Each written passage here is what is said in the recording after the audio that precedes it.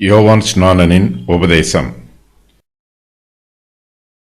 அப்பொழுது ஜனங்கள் அவரை நோக்கி, அப்படியானால் நாங்கள் என்ன செய்ய வேண்டும் என்று கேட்டார்கள். அவர்களுக்கு அவன் பிரதியுத்தரமாக, 2 அங்கிகளை உடையவன் இல்லாதவனுக்கு கொடுக்க கடவன், ஆகாரத்தை உடையவனும் அப்படியே செய்ய கடவன் என்றான். ஆயக்காரரும் ஞானஸ்நானம் பெற வந்து அவனை நோக்கி, போதகரே, நாங்கள் என்ன செய்ய வேண்டும் என்று கேட்டார்கள். அதற்கு அவன், உங்களுக்கு கட்டளை இட்டிருக்கிறதற்கு அதிகமாய் ஒன்றும் வாங்காதிருங்கள் என்றான். போர்ச்சேவகரும் அவனை நோக்கி, நாங்கள் என்ன செய்ய வேண்டும் என்று கேட்டார்கள். அதற்கு அவன், நீங்கள் ஒருவருக்கும் இடுக்கண் செய்யாமலும் பொய்யாய் குற்றம் சாட்டாமலும் உங்கள் சம்பளமே போதுமென்றும் இருங்கள் என்றான். நாங்கள் என்ன செய்ய வேண்டும்? யோவான் ஸ்நானனுடைய பிரசங்க வார்த்தைகள் ஜனங்களுடைய இருதயத்தை தொடுகிறது. அவர்கள் மனம் மாற வேண்டும் என்று விரும்புகிறார்கள். அதற்காக தாங்கள் என்ன செய்ய வேண்டும் என்று யோவான் ஸ்நானனிடம் கேட்கிறார்கள். சாதாரண ஜனங்களும் ஆயக்காரரும் போர்ச்சேவகரும் யோவான் ஸ்நானனிடம் வருகிறார்கள். பரிசேயரும் சதுசேயரும் யோவான் ஸ்நானனிடம் ஞானஸ்நானம் பெறுவதற்காக வருகிறார்கள். ஆனால் தாங்கள் என்ன செய்ய வேண்டும் என்று இவர்கள் யோவான் ஸ்நானனிடம் கேட்கவில்லை. தங்களுடைய கடமை என்ன என்பது பரிசேயருக்கும் சதுசேயருக்கும் நன்றாக தெரியும். தெரியவில்லை என்றாலும் தங்களுக்கு தெரியும் என்று அவர்கள் நினைத்துக் கொள்கிறார்கள். ஆனால் சாதாரண ஜனங்களும் ஆயக்காரரும் போர்ச்சேவகருமோ தாங்கள் பாவம் செய்ததாக உணர்கிறார்கள். தேவனுடைய பிரமாணத்திற்கு எதிராக தங்களுடைய அறியாமையினால் அதை எதிர்த்து பாவம் செய்துவிட்டதாக தங்களுடைய உள்ளத்தில் உணர்த்தப்படுகிறார்கள். தங்களுடைய பாவத்திற்கு பரிகாரமாக என்ன செய்ய வேண்டும் என்னும் கேள்வி இவர்களுடைய உள்ளத்தில் எழும்பியிருக்கிறது. ஆகையினால் இவர்கள் யோவான் ஸ்நானனிடம் வந்து தாங்கள் என்ன செய்ய வேண்டும் என்று அவனிடம் கேட்கிறார்கள்.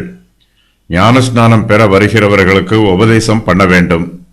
தாங்கள் மனம் திரும்புவதாகவும் இயேசு கிறிஸ்துவை தங்கள் இரட்சகராக ஏற்றுக்கொள்வதாகவும் ஜனங்கள் அறிக்கை செய்யும் போது அவர்கள் ஞானஸ்நானத்திற்கு தங்களை ஆயத்தப்படுத்துகிறார்கள். தங்கள் பாவங்களில் இருந்து மனம் திரும்பிய பின்பு அவர்கள் எப்படிப்பட்ட ஜீவியம் ஜீவிக்க வேண்டும் என்று அவர்களுக்கு உபதேசம் பண்ண வேண்டும். தங்களுடைய கடமையை நிறைவேற்ற விரும்புகிறவர்கள் முதலாவதாக தங்களுடைய கடமை என்ன என்பதை தெரிந்து கொள்வதில் ஆர்வத்தோடு இருப்பார்கள்.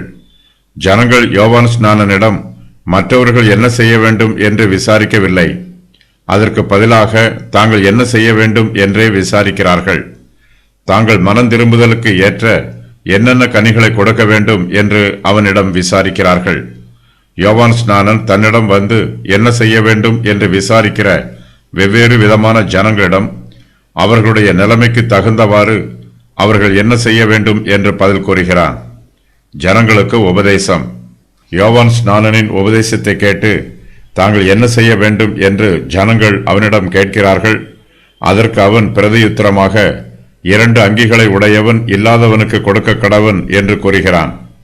ரட்சிக்கப்பட்ட ஜனங்கள் அன்பு நிறைந்தவர்களாக இருக்க வேண்டும். தேவைப்படுகிறவர்களுக்கு முறுமுறுப்பு இல்லாமல் அன்போடு உதவி புரிய வேண்டும். ஒரு அங்கியும் இல்லாதவனுக்கு 2 அங்கிகளை உடையவன் தன் அங்கிகளில் ஒன்றை கொடுத்து உதவி புரியலாம். அவனுடைய குளிரை போக்குவதற்கு தன்னால் முடிந்த உதவி செய்யலாம். அங்கி மாத்திரமல்ல, தேவைப்படுகிறவர்களுக்கு நம்மால் முடிந்த எல்லா நன்மைகளையும் செய்ய வேண்டும். ஒரு மனுஷனுக்கு ஆகாரமும் வஸ்திரமும் 2 அடிப்படை தேவைகளாகும். அங்கிகளை கொடுத்து உதவி புரிவது போலவே ஆகாரத்தை உடையவனும் ஆகாரம் இல்லாமல் பசியோடு இருக்கிறவனுக்கு தன் ஆகாரத்தின் ஒரு பகுதியை கொடுத்து அவனுடைய பசியை போக்க வேண்டும். கர்த்தர் நமக்கு கொடுத்திருக்கும் வசதிகளுக்கும் வாய்ப்புகளுக்கும் அவர் நம்மை உக்கிரானக்காரர்களாக நியமித்திருக்கிறார். நம்முடைய எஜமானாகிய இயேசு கிறிஸ்துவின் உபதேசத்தின் பிரகாரம் நாம் கீழ்ப்படிந்து செயல்பட வேண்டும். அப்போதுதான் நாம் எஜமானுக்கு பிரியமான நல்ல உக்கிரானக்காரர்களாக இருக்க முடியும். மனம் திரும்புவதற்கு என்ன செய்ய வேண்டும் என்று ஜனங்கள் யோவானிடம் கேட்கிறார்கள். அதற்கு யோவான் இவ்வாறு பதில் கூறுகிறான். ஜனங்கள் மத்தியில் விசுவாசிகள் நீதியையும் இரக்கத்தையும் காண்பிக்க வேண்டும். தன்னுடைய தேவைக்கு மேல் அதிகமாக வைத்திருக்கிறவன் தேவை உள்ளவர்களுக்கு மனப்பூர்ணமாக கொடுத்து உதவி புரிய வேண்டும். சோம்பேறிக்கு உதவி செய்து அவனை மேலும் சோம்பேறி ஆக்க வேண்டாம். என்றாலும் தேவைப்படுவோருக்கு முகம் கோணாமல் உதவி புரிவது விசுவாசிகளின் கடமை. அதே சமயத்தில் விசுவாசி தன்னையும் தன்னுடைய குடும்பத்தையும் பராமரிக்க வேண்டும். குடும்பத்தை பராமரிக்காமல் இருப்பது தவறு. ஆயக்காரருக்கு உபதேசம். யோவான் ஸ்நானனின் உபதேசத்தை கேட்டு ஆயக்காரரும் மனம் திரும்புகிறார்கள். தாங்கள் என்ன செய்ய வேண்டும் என்று ஆயக்காரர் யோவானிடம் கேட்கிறார்கள். ராயனுக்கு வரி வாங்குவது ஆயக்காரரின் உத்தியோகம். யோவான் ஸ்நானன் இவர்களிடம், உங்களுக்கு கட்டளையிட்டிருக்கிறதற்கு அதிகமாய் ஒன்றும் வாங்காதிருங்கள் என்று கூறுகிறான். ஆயக்காரர்கள் அரசாங்கத்திற்கும் வணிகர்களுக்கும் இடையே தங்கள் உத்தியோகத்தை நீதியாய் நிறைவேற்ற வேண்டும். ஏழை ஜனங்கள் மீது அதிகமான வரி விதித்து அவர்களை துன்புறுத்தக்கூடாது. வரி வசூலிக்கும் அதிகாரம் தங்களுக்கு கொடுக்கப்பட்டிருப்பதினால் தங்கள் அதிகாரத்தை இவர்கள் தவறாக பயன்படுத்தக்கூடாது. ஜனங்களுக்கு நன்மை செய்வதாக நினைத்து ராயனுக்கு மாத்திரம் நன்மை செய்யக்கூடாது. ஜனங்களையும் நினைத்து பார்க்க வேண்டும். ராயனை வஞ்சித்து தங்களுடைய சொந்த ஐஸ்வர்யங்களை சேர்த்து குவிக்கக்கூடாது. ராயனுக்கு உரியதை மாத்திரம் ஜனங்களிடத்திலிருந்து வாங்கி அதை ராயனுக்கு கொடுக்க வேண்டும். ஜனங்களிடத்தில் அதிகமாக வாங்கி தன்னுடைய ஐஸ்வர்யத்தை பெருக்கிக் கொள்ளக்கூடாது. ஜனங்களிடம் சேகரிக்கப்படும் வரி அவர்களுடைய நன்மைக்காக செலவு பண்ணப்பட வேண்டும். பொது ஜனங்களுடைய வரிப்பணம் ஒரு சிலருடைய ஆடம்பர வாழ்க்கைக்கு தவறாக பயன்படக்கூடாது. ஆயக்காரர்கள் தங்கள் உத்தியோகத்தை விட்டே ஓடிப்போய்விட வேண்டும் என்று யோவான் ஸ்நானன் அவர்களுக்கு ஆலோசனை கொடுக்கவில்லை. அதற்கு பதிலாக அவர்கள் தங்கள் உத்தியோகத்தை உண்மையாகவும் நேர்மையாகவும் கண்ணியமாகவும் நீதியாகவும் நிறைவேற்ற வேண்டும் என்று ஆலோசனை கூறுகிறான். போர் சேவகருக்கு உபதேசம். யோவான் ஸ்நானனுடைய உபதேசத்தை போர் சேவகரும் கேட்டு மனம் திரும்புகிறார்கள். தாங்கள் என்ன செய்ய வேண்டும் என்று போர் சேவகரும் யோவான் ஸ்நானனிடம் கேட்கிறார்கள். யோவான் அவர்களுடைய கடமைகளை கூறுகிறார். இந்த போர் சேவகர்கள் புறஜாதியாராகிய ரோமர்கள் என்று ஒரு சிலர் கூறுகிறார்கள். புறஜாதியாரும் சுவிசேஷத்தை கேட்டு மனம் திரும்பி ரட்சிக்கப்படுகிறார்கள்.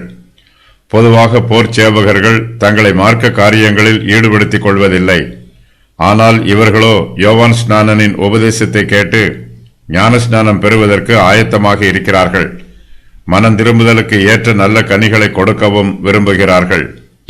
போர் சேவகர்கள் எப்போதுமே தங்களுடைய மேல் அதிகாரியின் கட்டளைக்கு கீழ்ப்படிந்து செயல்படுவது வழக்கம். தங்கள் வழக்கத்தின் பிரகாரமாக இவர்கள் யோவான் ஸ்நானனின் கட்டளைக்காக காத்திருக்கிறார்கள். தாங்கள் என்ன செய்ய வேண்டும் என்று அவனிடம் கேட்கிறார்கள். உங்கள் ஆயுதங்களை கீழே போட்டுவிட்டு நீங்கள் சாதாரண ஜனங்களைப் போல மாறிவிடுங்கள் என்று யோவான் அவர்களுக்கு ஆலோசனை கூறவில்லை. போர் சேவகர்களிடம் ஒரு சில பொதுவான பாவங்கள் காணப்படுகிறது. அந்த பாவங்களை குறித்து யோவான் ஸ்நானன் அவர்களை எச்சரிக்கிறான். முதலாவதாக, போர் சேவகர்கள் ஒருவருக்கும் இடுக்கண் செய்யக்கூடாது. அதாவது ஒருவரையும் பலவந்தம் பண்ணக்கூடாது. சமாதானத்தை நிலைநிறுத்துவதே போர் சேவகரின் கடமை. சமாதானம் பண்ணுவதற்கு பதிலாக இவர்கள் யாரையும் கொடுமைப்படுத்தக்கூடாது. தேவையில்லாமல் ஜனங்களை பயமுறுத்தக்கூடாது. நடுங்கச் செய்தல் என்று பொருள்படும் கிரேக்க வார்த்தையே இந்த வசனத்தில் இடுக்கண் செய்தல் என்று தமிழில் மொழிபெயர்க்கப்பட்டிருக்கிறது. போர் சேவகர்கள் ஜனங்களை பயமுறுத்தி அவர்களை நடுங்கச் செய்யக்கூடாது. நீதியை நிலைநாட்டுதல் என்னும் பெயரில் ஜனங்களை கொடுமைப்படுத்தக்கூடாது. போர் சேவகர்கள் தீமை செய்கிறவர்களைத்தான் தண்டிக்க வேண்டும். நல்லவர்களை பாதுகாக்க வேண்டும். யார் மீதும் பொய்யாக குற்றம் சுமத்தக்கூடாது. லஞ்சம் வாங்கி கொண்டு ஒருவர் மீது தவறாக குற்றம் சுமத்துவதும் குற்றம் செய்தவரை குற்றம் செய்யாதவராக நடத்துவதும் பாவமாகும்.